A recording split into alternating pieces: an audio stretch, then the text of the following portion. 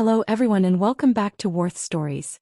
I hope you all had a warm, joyful Thanksgiving filled with love and laughter, surrounded by family who cherish you. Our Thanksgiving was a mix of tender moments and chaos, overshadowed by my mother's descent into what I can only describe as full-blown madness. This is an update on the ongoing saga with my mom, but first I need to talk about my sister Claire. If you're new here or need a refresher, check out my previous video on Warth Stories for the full backstory. Buckle up because this is a wild ride and I'm laying it all bare. Let's start with Claire, my younger sister who's always been a carbon copy of our mother. Entitled, bratty, and manipulative. Like Mom, she thought baby-trapping her boyfriend would secure her future. A decision that backfired spectacularly. While my other siblings and I distanced ourselves from her drama, Claire clung to Mom, practically worshipping her. When Mom was arrested for her reckless behavior, details in my last video, she had the nerve to blame me, saying I'd torn our family apart. She even threatened to kick my ass if she saw me.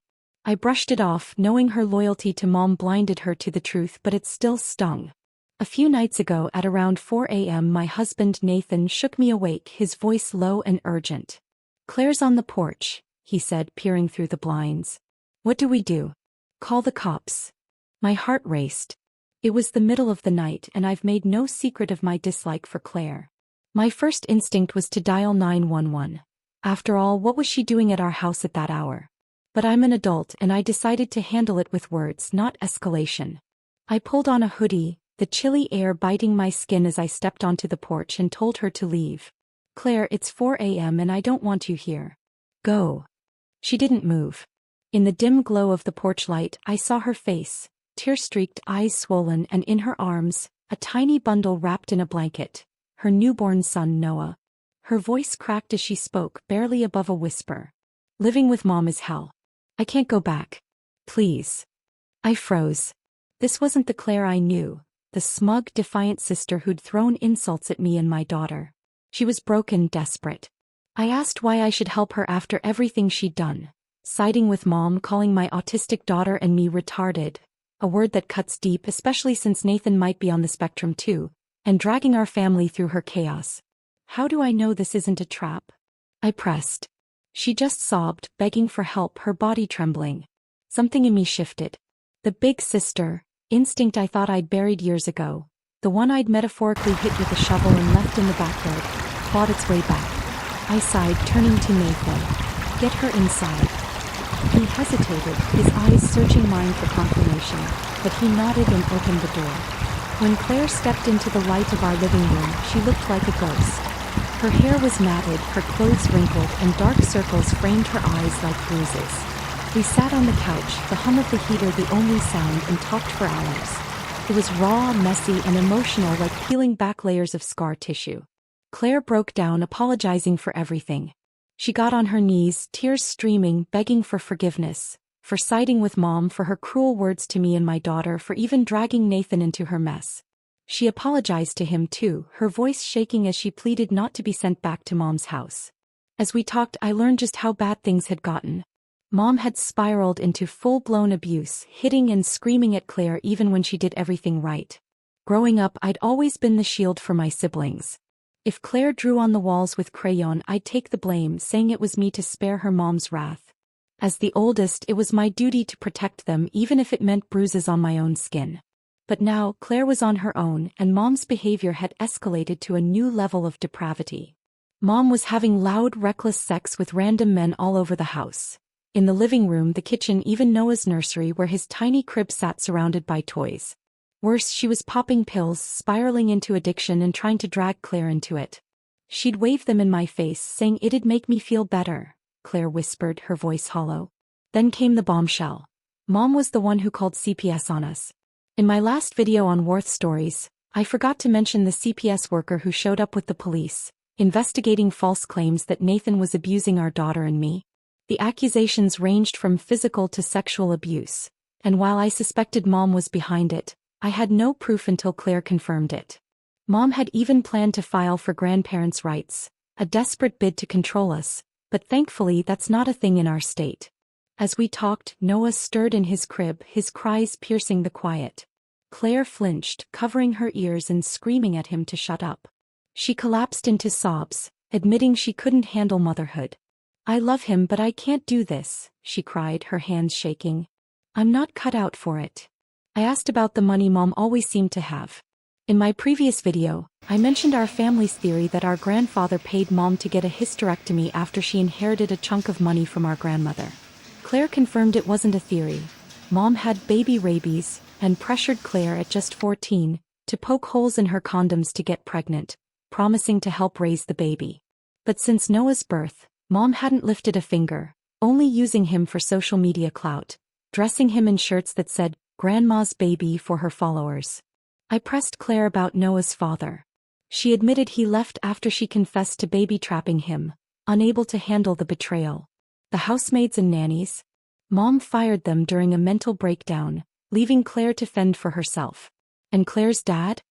He'd given up on her years ago after her betrayals. She broke down, saying she couldn't care for Noah, that she loved him but didn't want the responsibility. She hadn't slept in days, her body and mind on the verge of collapse. I told her to rest while I took care of Noah and tried contacting her dad. That night, I called her dad, explaining the situation and urging him to help. He was cold, adamant that he wanted nothing to do with Claire after she'd chosen Mom and betrayed him repeatedly. I understood. Claire had hurt him deeply, even telling him she wished Mom's affair partner was her real father. But I pressed, mentioning Noah, his grandson, which shocked him. He didn't even know Claire was pregnant. With a heavy sigh, he said he'd see what he could do. I hung up, feeling a mix of hope and frustration, and checked on Noah. He was tiny, innocent, caught in the crossfire of our family's dysfunction. Claire slept for 2 days straight, her body finally giving in to exhaustion. Meanwhile, Mom realized Claire was gone and reported her missing, spiraling into a frenzy. I called my granddad to reassure him that Claire was safe and shared what she'd told me. I warned him to protect my little brothers, fearing Mom might target them next. When Claire woke up, her dad was there, sitting quietly in the living room. Their reunion was emotional. She apologized repeatedly, tears streaming, and he listened, his face a mix of pain and tentative hope.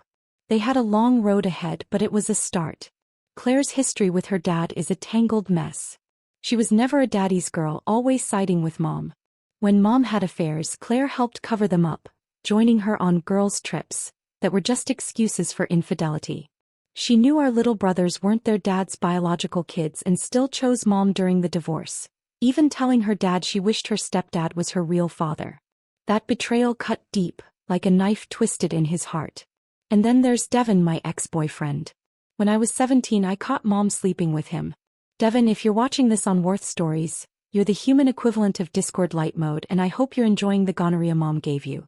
You got me into drugs at 14 and I hate you. Your big head and tiny arms can suck it. That's why Claire's dad distanced himself from her, though he still loves my little brothers, taking them on vacations and spending time with them.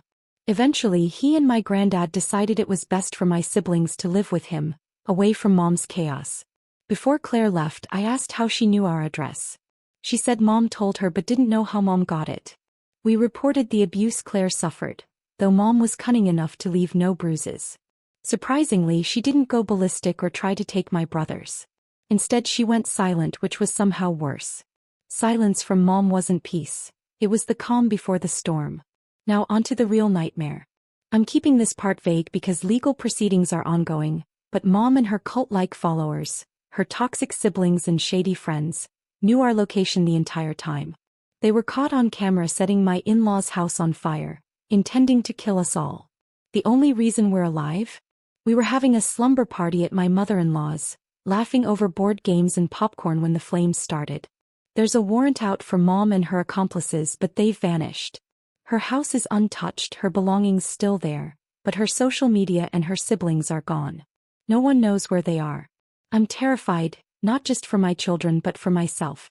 We still don't know who leaked our location or the photos of my kids to Mom. We've been following your advice from Warth Stories, feeding fake information to different people, but we haven't caught the traitor yet. I'm not the tough person some of you think I am. I'm falling apart, drowning in fear and guilt. Nightmares haunt me. Mom stealing my children, killing Nathan, leaving me destitute.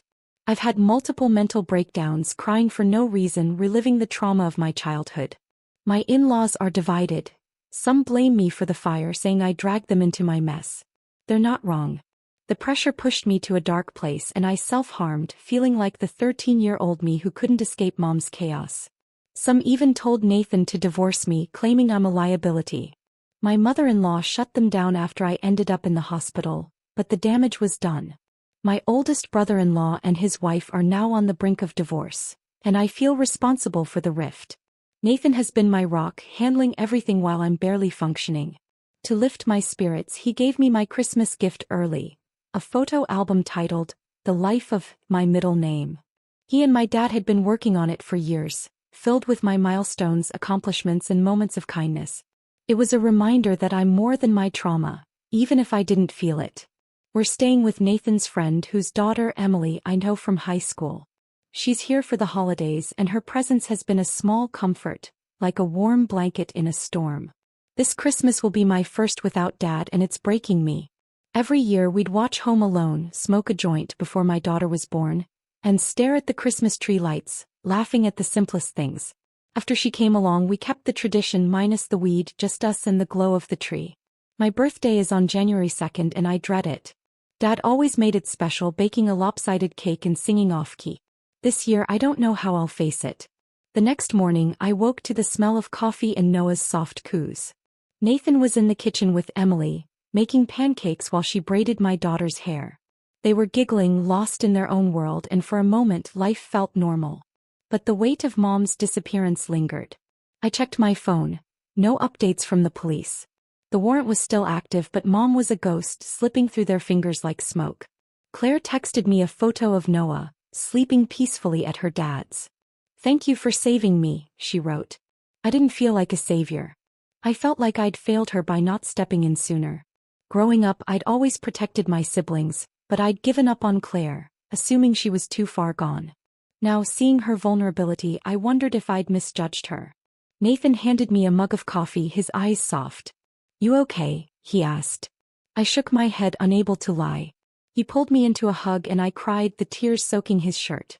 "We'll get through this," he whispered. "We always do." But I wasn't sure.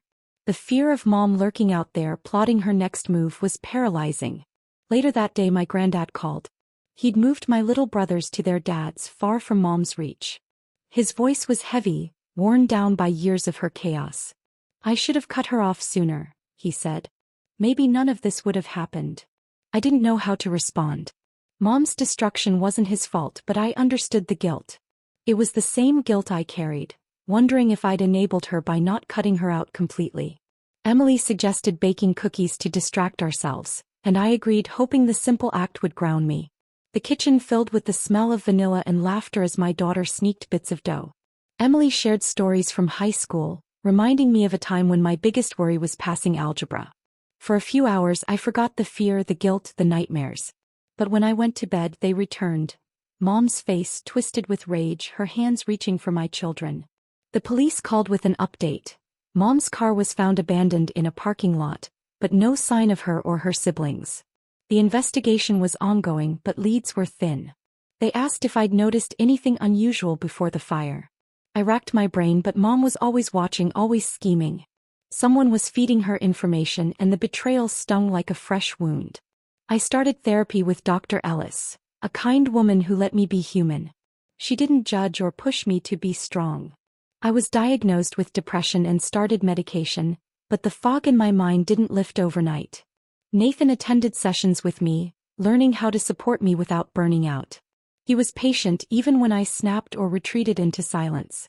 Christmas Eve arrived and Dad's absence hit like a tidal wave.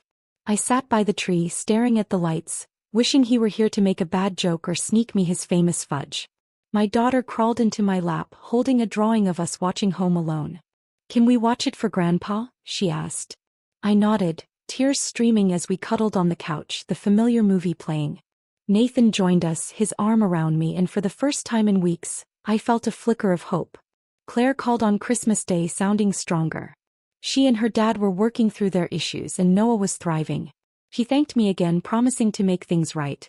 I told her to focus on herself and her son, that we'd figure out the rest together. It wasn't forgiveness, not yet, but it was a start. The investigation continued, but answers were scarce. My in-laws were still divided. though my mother-in-law's defense of me softened some of the tension. My oldest brother-in-law and his wife were in counseling, trying to salvage their marriage. I apologized, but they said their issues ran deeper. I wasn't sure I believed them, but I let it go. As my birthday approached, I dreaded the milestone. Nathan planned a quiet celebration with Emily's family, keeping it low-key. They gave me a journal, encouraging me to write my thoughts, maybe even turn them into more stories for Warth stories. I wasn't ready, but the idea planted a seed. I'm still scared, still grieving, still fighting the darkness. But I'm not alone. Nathan, my daughter, Emily, even Claire, they're my anchors. Mom may be out there, but I'm learning to lean on others to heal. It's slow, painful, and messy, but it's progress. Thank you for listening to my story on Warth Stories. If you enjoyed this video, please like, share, and comment for my support. And don't forget to press the bell icon for more updates. Thank you.